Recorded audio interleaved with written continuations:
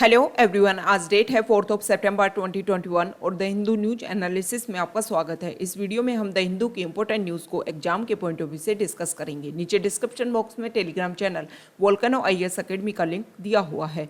Front page पर first important news Thar desert को लेकर के है। एक मेजर डिस्कवरी हुई है और इसमें पाया गया है कि थार डेजर्ट वाला रीजन, जहां पर राजस्थान के जैसलमेर वाला डिस्ट्रिक्ट वाला रीजन, वहां पर 200 मिलियन ईयर्स ओल्ड टाइम में डायनासोर की 3 स्पीसीज पाई जाती थी और उसके फुटप्रिंट्स इस मेजर डिस्कवरी में सामने आए हैं। हमारे लिए इंपॉर्टेंट हो जाता है थार डेजर्ट, जो टर्म है वो काफ़ी इंपॉर्टेंट हो जाता है। इसके बारे में हम कुछ बेसिक फैक्ट्स देखते हैं जो हमारे एग्जाम के पॉइंट ऑफ व्यू से इंपॉर्टेंट हो जाते हैं।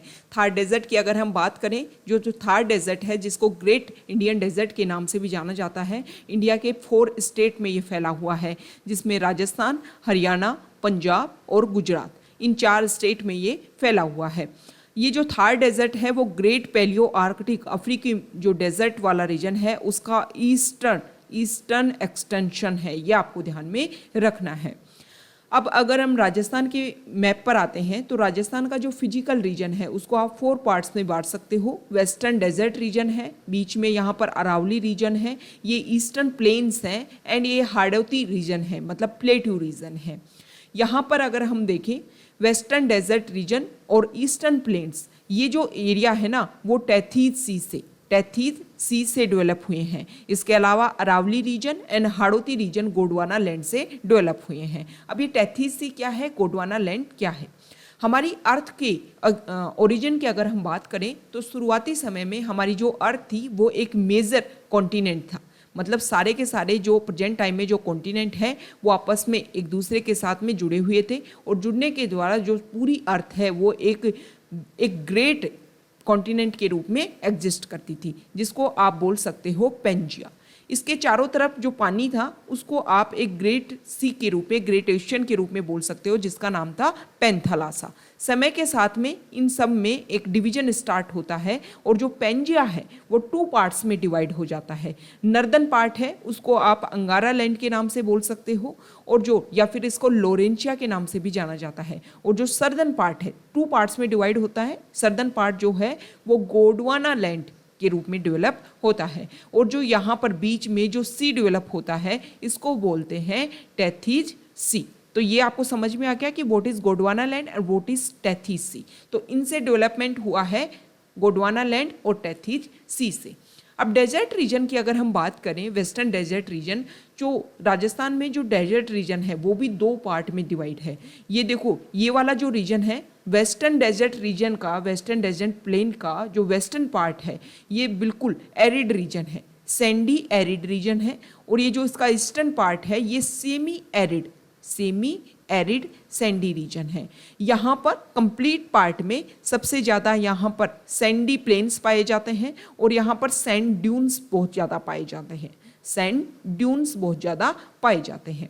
ओके, देखो यूपीएससी प्रीलिम्स में एक बार क्वेश्चन आया था इस एरिया को लेकर। यहाँ पर एक पार्क है, ठीक है, उस पार्क को लेकर के क्वेश्चन आया था कि यहाँ पर कोई पॉपुलेशन पाई जाती है या नहीं पाई जाती। प्रीलिम्स में स्टेटमेंट था कि यहाँ पर कोई पॉपुलेशन नहीं पाई जाती है, कोई पीपल नहीं पाए जाते हैं।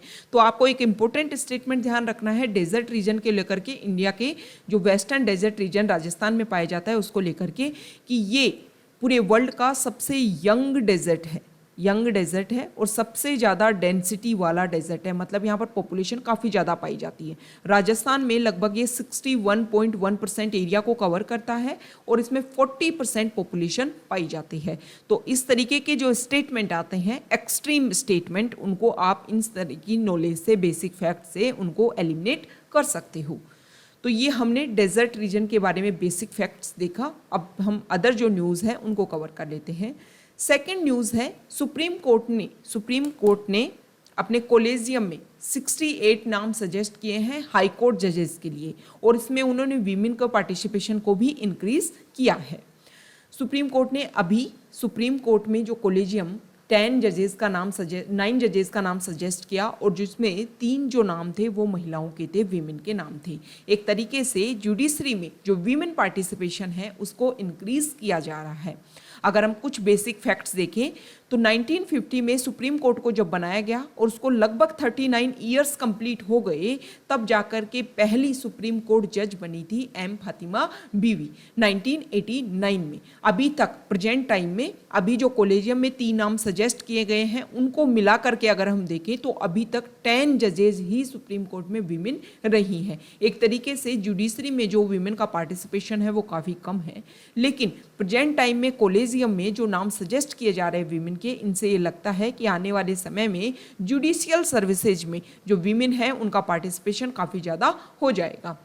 अब अगर ये जो कॉलेजियम ने रिकमेंडेशन दी है, अगर ये नाम को मान लिया जाता है तो देखो मरली वांगकुंग ये एसटी कैटेगरी से बिलोंग करती है और यहाँ पर गुवाहाटी हाई कोर्ट से एक जज के रूप में इनका नाम सजेस्ट किया गया है। अगर गवर्नमेंट इस रिकमेंडेशन को अप्रूव करती है तो वो मिजोरम स्टेट से पहली हाई कोर्ट जज होंगी। ओके, इसके अलावा इस कॉलेजियम में 10 विमेन के नाम सजेस्ट किए गए हैं। एक तरीके से ये जो नाम है वो काफ़ी इंपॉर्टेंट हो जाते हैं इंडिया के लिए जुडिशरी में जो विमेन का पार्टिसिपेशन है उसको लेकर के। नेक्स्ट न्यूज है अफगानिस्तान को लेकर के। अफगानिस्तान में गवर्नमेंट ने, तालिबान ने अपनी पावर वहाँ पर कैप्चर की है और अब तालिबान वहाँ पर अपनी गवर्नमेंट बनाने वाला है। इसी को लेकर के वो नाम सजेस्ट वहाँ पर किए जा रहे हैं और मुल्ला बारादार को तालिबान गवर्नमेंट का हेड बनाना मतलब जस्टिफाई किया गया है कि मुल्ला बारादार को अफगानिस्तान में जो तालिबान गवर्नमेंट बनेगी उसका हेड बनाया जाएगा। Next news edible oil prices को लेकर के है। हमारे पीएम ने 15 अगस्त को ये बोला कि टाइम के साथ में इंडिया ने बहुत सारे एरियाज़ में अपने आप को सेल्फ डिपेंड किया है। अब समय आ गया है कि हम एडिबल ऑयल में भी अपने आप को सेल्फ डिपेंड करें। इसके लिए उन्होंने नॉर्थ ईस्ट और अंडमान एंड निकोबार जो टेरिटरी है उस वाले रीजन को सजेस्ट किया कि वहाँ पर एडिबल ऑयल का जो प्लांट है उनका प्लांटेशन किया जा सकता है। हालांकि कुछ एक्टिविस्ट जो हैं वो इसका विरोध कर रहे हैं। प्रेजेंट टाइम में जो एडिबल ऑयल प्राइजेज हैं वो काफ़ी ज़्यादा हाई लेवल पे हैं।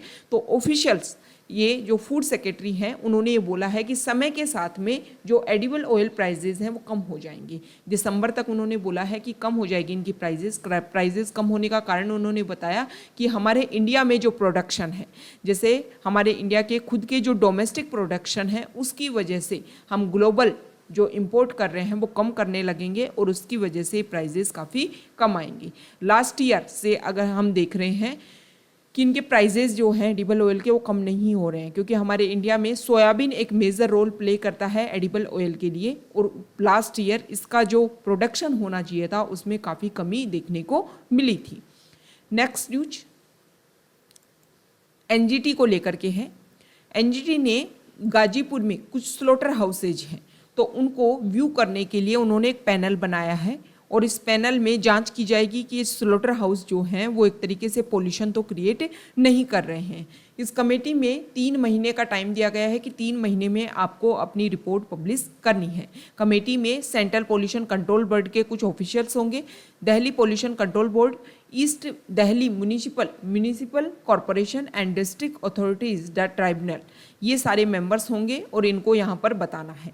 हमारे लिए इम्पोर्टेंट हो जाता है NGT, national green tribunal.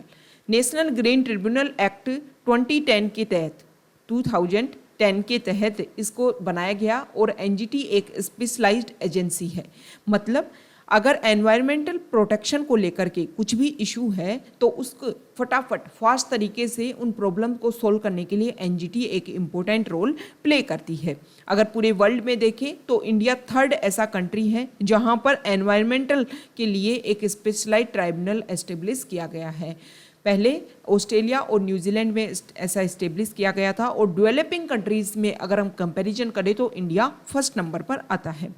NGT के 5 प्लेसेज पर सिटिंग्स होती है जिसमें न्यू दिल्ली इसकी प्रिंसिपल प्लेस ऑफ सिटिंग है। इसके अलावा भोपाल, पुणे, कोलकाता और चेन्नई अदर 4 हैं। ये आपको ध्यान में रखना है।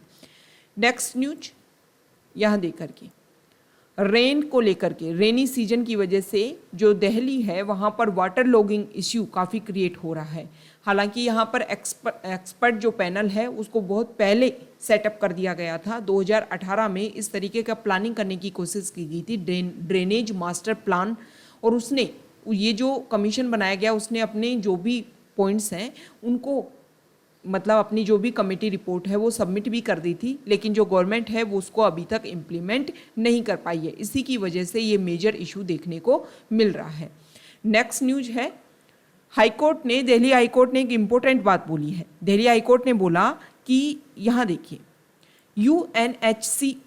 यूएनएचसीआर में क्या है, यूएनएचसीआर में अफगानिस्तान के कुछ लोग जो इंडिया में हैं वो रेगुलर यहाँ पर प्रोटेस्ट कर रहे हैं। उनका प्रोटेस्ट करने का क्या कारण ये है कि ये जो नेशनल्स हैं, अफगानिस्तान नेशनल्स, वो चाहते हैं कि इंडिया में ही वो उनकी प्रेजेंट बनी रहे। अब इसको लेकर के दिल्ली हाईकोर्ट ने बोला है कि कोविड के केसेस इससे बढ़ सकते हैं और ये प्रोटेस्ट करने का कोई तरीका यहाँ पर नहीं है। इन प्रोटेस्ट करने के दौरान जो छोटे बच्चे हैं वो भी यहाँ पर अवेलेबल हैं, जिसकी वजह से कोविड के केसेज और ज़्यादा इंक्रीज हो सकते हैं। यूएनएचसीआर के बारे में अगर हम देखें तो देखो, सबसे पहले यूएनएचसीआर जो है यूनाइटेड नेशन रिफ्यूजी एजेंसी के रूप में ये वर्क करती है, ओके, और ग्लोबल ऑर्गेनाइजेशन है। पूरे वर्ल्ड में जो लाइव्स हैं, मतलब लोगों का जीवन है, उसको सेव करने के लिए, इसके अलावा लोगों के जो राइट्स हैं उनको प्रोटेक्ट करने के लिए, और जो रिफ्यूजीज़ हैं उनको बेटर फ्यूचर प्रोवाइड करने के लिए वर्क करती रहती है। ना सिर्फ refugees, forcibly displaced communities and stateless people को एक बेटर फ्यूचर देने के लिए यूएनएचसीआर वर्क करती है। 1950 में इसको बनाया गया था, और प्रेजेंट टाइम में, उस टाइम इसको बनाने का काम ये था कि जो यूरोपियंस, मिलियंस ऑफ यूरोपियंस की हेल्प करने के लिए इसको बनाया गया था। इसका हेडक्वार्टर जेनेवा स्विट्जरलैंड में है। अब देखो, जो वर्ल्ड रिफ्यूजी डे है उसके बारे में आपको पता होना चाहिए। ये इंटरनेशनल डे होता है और यूनाइटेड नेशन के द्वारा इसको डेजिग्नेटेड किया गया है ताकि 20 जून को पूरे ग्लोबल वर्ल्ड में जो भी रिफ्यूजीज़ हैं उनके लिए ऑनर क्रिएट हो सके, रेस्पेक्ट क्रिएट हो सके, एक तरीके से उनकी हेल्प करने की कोशिश ग्लोबल लेवल पर की जा सके। तो 20 जून को वर्ल्ड रिफ्यूजी डे सेलिब्रेट किया जाता है। नेक्स्ट न्यूज देखो, अभी हाईकोर्ट ने एक बात उठी, एक मुद्दा उठा था कि गवर्नमेंट ने, बहुत सारी government, state government, central government, उन्होंने कोविड से जिन भी लोगों की डेथ हुई उनको एक तरीके से बेनिफिट देने के लिए गवर्नमेंट ने बहुत सारी स्कीम चलाई। जैसे कि अगर हम दिल्ली की बात करें तो मुख्यमंत्री कोविड-19 परिवार आर्थिक सहायता योजना उन्होंने चलाई। इसके तहत वो कंपनसेशन देने वाले थे, लेकिन इस तरीके की जो भी स्कीम है वो ग्राउंड लेवल पर उनका इम्प्लीमेंटेशन बहुत ही स्लो रेट से हो रहा था। तो प्रेजेंट टाइम में ये बोला गया है कि गवर्नमेंट ने जो भी कोविड रिलीफ स्टार्ट किया था वो देने की, वो कुछ शुरुआती उसमें कुछ डिले हुआ, लेकिन उनको अब स्टार्ट कर दिया गया है। नेक्स्ट न्यूज, कोविड का अगर आप इफेक्ट देखो तो यहाँ पर उड़ीसा वाले रीजन में आप देख सकते हो, पेंडेमिक के दौरान 3207 MSME जो एंटरप्राइजेज हैं वो बंद हो गई। मतलब कोविड की वजह से इनके पास में ना तो देखो जो एक बजट होना चाहिए, ना उसकी अवेलेबिलिटी थी, जो लेबरर्स हैं उनकी भी कमी हुई, जिसकी वजह से इन सारे सेक्टर्स को बंद करना पड़ा। देखो, MSME की एक डेफिनेशन है गवर्नमेंट के द्वारा, वो आपको पता होनी चाहिए कि माइक्रो में कौन सी एंटरप्राइजेज आती हैं, स्मॉल में कौन से आते हैं, मीडियम में कितनी आती हैं, मतलब कितना इनका बजट होना चाहिए और कितना इनका आउटपुट होना चाहिए, ये आपको बताना है नीचे कॉमेंट बॉक्स में। इनकी अलग अलग डेफिनेशन है, पैसे के आधार पर, मनी के आधार पर, ये आपको नीचे कॉमेंट बॉक्स में बताना है। नेक्स्ट न्यूज, यहाँ देखिए, हमारे PM ने व्लादिवोस्तोक में, व्लादिवोस्तोक की जो लोकेशन है पहले वो आप देख लीजिए। ये देखो, व्लादिवोस्तोक रशिया का एक सिटी है, पोर्ट सिटी है, और यहाँ पर बिल्कुल चाइना से यहाँ पर मिलता हुआ रीजन है, सी ऑफ जापान में ये ओपन होता है। तो यहाँ पर एक मीटिंग हुई, उस मीटिंग का नाम है ईस्टर्न इकोनॉमिक फोरम 2021। इसको वर्चुअली हमारे PM नरेंद्र मोदी ने इसको एड्रेस किया, और उन्होंने एक बात बोला कि प्रेजेंट टाइम में इंडिया और रशिया के जो रिलेशन है ना, वो टेस्टिंग टाइम है। मतलब हमारे जो रिलेशन है, वैसे अगर हम ओल्ड हिस्ट्री से देखें तो काफ़ी अच्छे हमारे रिलेशन रहे हैं हर एरिया में। एनर्जी सेक्टर में आप बात कर लो, इसके अलावा जो भी डिफेंस सेक्टर है जहाँ पर मैन्युफैक्चरिंग की बात आती है उसमें आप बात कर लो, इसके अलावा सैटेलाइट वाला जो रीजन है, मतलब आपका जो एक तरीके से साइंस एंड टेक्नोलॉजी वाला जो रीजन है, उसमें भी हमारा काफ़ी अच्छा कॉपरेशन रहा है इंडिया और रशिया के बीच में। इसमें उन्होंने बोला कि देखो ये जो व्लादिवोस्टोक जो रीजन है वो यूरेशिया और पैसिफिक का कन्फ्लुएंस है, मतलब एक संगम वाली जगह पर है। और संगम जो है वो इंडिया की हिस्ट्री में अगर हम देखें तो इम्पोर्टेंट रोल प्ले करता है। मतलब इंडिया से कनेक्ट करने की कोशिश की है रशिया को इंडिया ने, कि इंडिया और रशिया की जो फ्रेंडशिप है वो काफ़ी अच्छी रही है समय के साथ में। प्रेजेंट टाइम में देखो इशू क्या है, ये सारी बातें क्यों दोहराई जा रही हैं। यूनाइटेड नेशन सिक्योरिटी काउंसिल की जब प्रेसिडेंटशिप अगस्त महीने में इंडिया के पास थी तो उस समय इंडिया ने लास्ट दिन मतलब 31 अगस्त को एक रिजोल्यूशन पास करवाने की कोशिश की अफगानिस्तान में जो तालिबान है, टेररिज्म है, उसके लिए। तो उसमें यूनाइटेड नेशन सिक्योरिटी काउंसिल में 15 मेंबर्स होते हैं, जिसमें 13 मेंबर्स ने इसमें पार्टिसिपेशन किया और इस रिजोल्यूशन को सपोर्ट किया। लेकिन चाइना और रशिया ने इसमें पार्टिसिपेशन ही नहीं किया, मतलब वो यहाँ पर प्रेजेंट ही नहीं हुई।